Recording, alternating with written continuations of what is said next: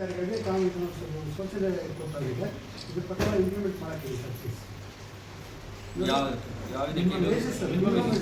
ನೀವು ಜಾಸ್ತಿ ಆಗಿದೆ. ಹೌದು ಸರ್, ಅದಕ್ಕೆ ನೋಟಿಫಿಕೇಶನ್ ಇದೆ ಸರ್.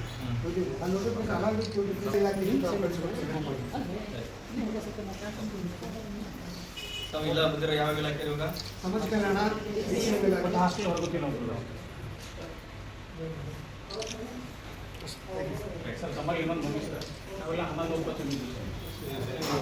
ಸೊಸೈಟಿ ಮಾಡ್ಬೇಕಂತೇಳಿ ಐದು ತೊಗೊಂಡು ಮತ್ತು ಈ ಏಜೆನ್ಸಿ ತೊಗೊಂಡು ಪಗಾರ ಕೊಡ್ತಾ ಇದ್ದೀವಿ.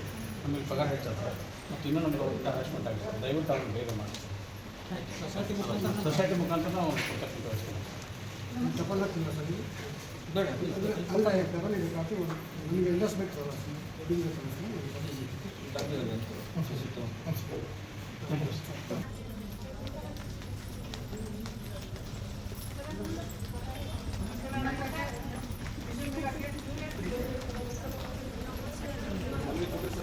Thank you boss.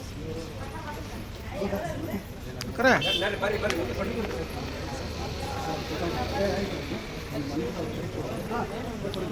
Thank you sir. Thanks.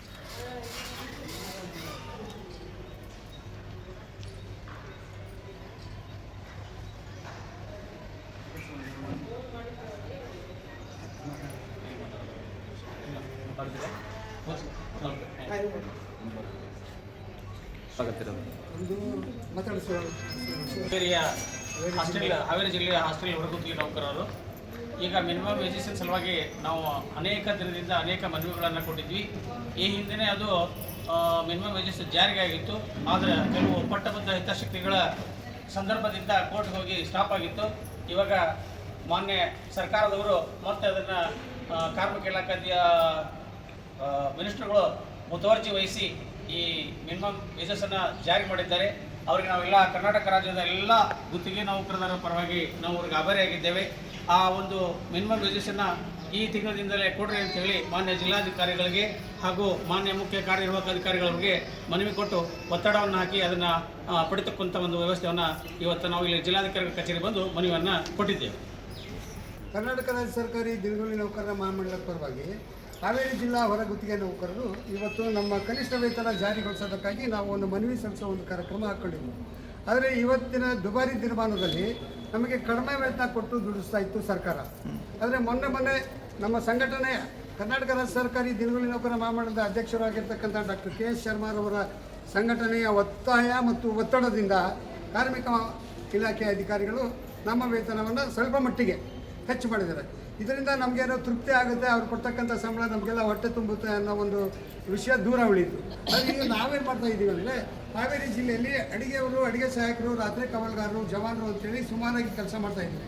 ಸುಮಾರು ವರ್ಷದಿಂದಾನು ಕೆಲಸ ಮಾಡ್ತಾಯಿದ್ದೀವಿ.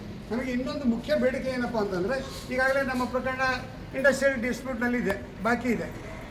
ಔದ್ಯೋಗಿಕ ನ್ಯಾಯಾಲಯದಲ್ಲಿ ನಮ್ಮ ಪ್ರಕರಣಗಳು ಬಾಕಿ ಇದ್ದಾವೆ. ಅಲ್ಲಿ ನಮಗೆ ಯಾರನ್ನೂ ಕೂಡ ಕೆಲಸದಿಂದ ಕಡಿಮೆ ಮಾಡಬೇಡ್ರಿ, ಆ ಕಡೆ ಈ ಕಡೆಗೆ ಹಾಕಬೇಡ್ರಿ ಅಂತೇಳಿ ಆದೇಶ ಇದ್ದಾಗೂ ಕೂಡ ಇಲ್ಲಿ ನಮ್ಮ ಹಾವೇರಿ ಜಿಲ್ಲಾ ಹಿಂದುಳಿದ ವರ್ಗಗಳ ಕಲ್ಯಾಣ ಇಲಾಖೆಯಲ್ಲಿ ಸುಮಾರು 65ರಿಂದ 70 ಜನ ಕಾರ್ಮಿಕರನ್ನ ಹೆಚ್ಚುವರಿ ಅಂತಂದು ಹೇಳಿ ಕೆಲಸದಿಂದ ಕಡಿಮೆ ಮಾಡಿದ್ದಾರೆ. ನಾವು ಅವರಿಗೆ ಪದೇ ಕೇಳ್ತಾ ಇದ್ದೀವಿ, ಸ್ವಾಮಿ ಕೆಲಸದಿಂದ ಕಡಿಮೆ ಮಾಡಬೇಡಿ, ಹಿಂದೆ ದುಡಿದವ್ರನ್ನ ತೊಗೊಳ್ರಿ. ಈಗ ಇನ್ನೊಂದೇನು ಅನಿಷ್ಟ ಪದ್ಧತಿಯನ್ನು ಉಪಯೋಗಿಸ್ತಾ ಇದ್ದಾರೆ ಅಂತಂದರೆ, ಶಾಸಕರು ನಾವು 10 ವರ್ಷ 15 ವರ್ಷ ಕೆಲಸ ಮಾಡಿರ್ತೀವಿ, ನಮ್ಮನ್ನು ಬಿಡಿಸ್ಬಿಡ್ತಾರೆ. ಶಾಸಕರು ಲೆಟ್ರ್ ಕೊಟ್ಟರೆ ಆ ಶಾಸಕರ ಲೆಟ್ರ್ ಮೇಲೆ ಹೊಸದಾಗಿ ಬಂದವ್ರಿಗೆ ಅವಕಾಶ ಕೊಡ್ತಾರೆ. ಈ ಅನಿಷ್ಟ ಪದ್ಧತಿ ನಿಲ್ಲಬೇಕು, ಶಾಸಕರು ಕೂಡ ತಿಳ್ಕೋಬೇಕು. ನಮ್ಮ ಸಂಘಟನೆಯಲ್ಲಿ ಎಷ್ಟು ಜನ ಮೆಂಬರ್ ಇದ್ದಾರೆ, ಆ ಮೆಂಬರ್ ಸನ್ಮಾನ್ಯ ಕೋಳಿವಾಡ ಸಾಹೇಬರು ಒಳ್ಳೆ ಕೆಲಸ ಮಾಡಿದ್ದಾರೆ. ನಮಗೆ ನಿನ್ನ ಸಂಘಟನೆಯಲ್ಲಿ ಯಾರಿದ್ದಾರೆ ಅವ್ರನ್ನ ಬಿಟ್ಟು ಇನ್ನೊಬ್ಬರಿಗೆ ಅವಕಾಶ ಕೊಡ್ತಕ್ಕಂಥ ಕೆಲಸ ನಾನು ಮಾಡೋದಿಲ್ಲ. ನೀನು ಸಂಘಟನೆ ಲಿಸ್ಟ್ ಕೊಡು ಅಂತ ಕೇಳಿದರೆ ಅದ್ರ ಪ್ರಕಾರ ನಾನು ಸಂಘಟನೆ ಲಿಸ್ಟ್ ಕೊಟ್ಟಿದ್ದೀನಿ. ಆದರೂ ಕೂಡ ನಾನೇನು ಹೇಳ್ತೀನಿ, ಇನ್ನೊಬ್ಬರನ್ನ ತೊಗೊಬೇಡ್ರಿ ಅನ್ನೋ ದುರುದ್ದೇಶ ನಮಗಿಲ್ಲ. ಅವ್ರು 1000 ಜನ ತೊಗೊಳ್ಳಿ, ಆದರೆ ನಮ್ಮ ತಾಯಂದರು 10 ವರ್ಷ 15 ವರ್ಷ ಕೆಲಸ ಮಾಡಿದ್ದಾರೆ. ಇವ್ರನ್ನ ಕೆಲಸದಿಂದ ಬಿಡಿಸಿ ಮನೆ ಕಳಿಸಿ ಇನ್ನೊಬ್ಬರನ್ನ ತೊಗೊಳೋದ್ರಲ್ಲಿ ಏನು ಅವಶ್ಯಕತೆ ಇದೆ? ಇವರಿಗೆ ಅನುಭವ ಇದೆ, 10 ವರ್ಷ 15 ವರ್ಷ ಅಡುಗೆ ಮಾಡಿ ಆ ಅಡುಗೆ ಕೆಲಸದಲ್ಲಿ ಇವರು ಅನುಭವ ಪಡೆದಿದ್ದಾರೆ. ಇಲ್ಲಿ ನಿಂತ್ಕೊಂಡಿರ್ತಕ್ಕಂಥ ಎಲ್ಲ ನನ್ನ ತಾಯರು, ನನ್ನ ಸಹೋದರಿಯರು. ಆದರೆ ನಿನ್ನೆ ಮನೆ ಬಂದಿರೋರ ಜೊತೆಲಿ ವಾರ್ಡನ್ಗಳ ಯಾವ ರೀತಿ ಕೆಲಸ ತೊಗೋಬೇಕು ಮತ್ತು ಸೂಪರ್ಡೆಂಟ್ರು ಕೂಡ ಯಾವ ರೀತಿ ಕೆಲಸ ತೊಗೋಬೇಕು ಅನ್ನೋದು ಅವ್ರಿಗೆ ಬಿಟ್ಟು ವಿಷಯ. ಆದರೆ ನಮ್ಮದೇನಪ್ಪ ಅಂತಂದರೆ, ಸಮಾನ ಕೆಲಸಕ್ಕೆ ಸಮಾನ ವೇತನ ಕೊಡಿ, ನಾವು ದುಡ್ದಕ್ಕೆ ಕೂಲಿ ಕೊಡಿ, ನಮಗೇನು ಸರ್ಕಾರಿ ನೌಕರರು ಅಂತ ನಮ್ಮನ್ನು ಕನ್ಸಿಡರ್ ಮಾಡಿ ಸರ್ಕಾರಿ ನೌಕರದಾರಿಗೆ ಯಾವ ರೀತಿ ಸವಲತ್ತನ್ನು ಕೊಡ್ತೀರಾ ಆ ಎಲ್ಲ ಸವಲತ್ತನ್ನು ಕೂಡ ಹೊರಗುತ್ತಿಗೆ ಹಾವೇರಿ ಜಿಲ್ಲಾ ಹೊರಗುತ್ತಿಗೆ ನೌಕರದಾರಿಗೆ ಕೊಡಿ ಅನ್ನೋದು ನಮ್ಮ ಬೇಡಿಕೆ ಇರೋದು ಬಿಟ್ಟು ನಾವು ಯಾವ ಅಧಿಕಾರಿಗಳ ವಿರುದ್ಧ ನಮ್ಮ ಹೋರಾಟ ಅಲ್ಲ. ಇವಾಗ ನೇರ ನೇಮಕಾತಿ ಮಾಡಿಕೊಂಡ್ರು ಕೂಡ ಫಸ್ಟ್ ಪ್ರಿಫರೆನ್ಸ್ ಹೊರಗುತ್ತಿಗೆ ಹೊರಗುತ್ತಿಗೆಯವರಿಗೆ ನೌಕರರಿಗೆ ಕೊಡಬೇಕು ಅಂತ ಹೇಳಿ ಆಮೇಲೆ ನಮಗೆ ನಾವು ವಾರದ ರಜೆಗಳನ್ನು ಕೊಡ್ತಾ ಇಲ್ಲ, ವಾರದ ರಜೆಗಳನ್ನು ಕೊಡಬೇಕು. ಆಮೇಲೆ ಹೆರಿಗೆ ರಜೆಗಳನ್ನು ಕೊಡಬೇಕು. ಆಮೇಲೆ ಇತರೆ ಬೀಳ್ತಕ್ಕಂಥ ನಮ್ಮ ಅನೇಕ ದುಡ್ಡಿಮತ್ತೆಗಳನ್ನು ಏನು ಬೀಳ್ತಾ ಇಲ್ಲ, ನಮ್ಮನ್ನು ಕತ್ತೆ ಥರ ದುಡಿಸ್ಕೊಡ್ತಾರೆ. ಬಟ್ ಅದೇ ರೀತಿಯಾಗಿರ್ತಕ್ಕಂಥ ಸಂಬಳ ಇಲ್ಲಿವರೆಗೂ ಇರಲಿಲ್ಲ. ಈಗ ಏನಂದ್ರೆ ಸಮುದ್ರದಲ್ಲಿ ಒಂದು ಹನಿ ನೀರು ತೆಗೆದು ಕೊಟ್ಟಂತೆ ಮಾನ್ಯ ಸರ್ಕಾರ ಈಗ 21-25 ಕೊಟ್ಟಿದೆ.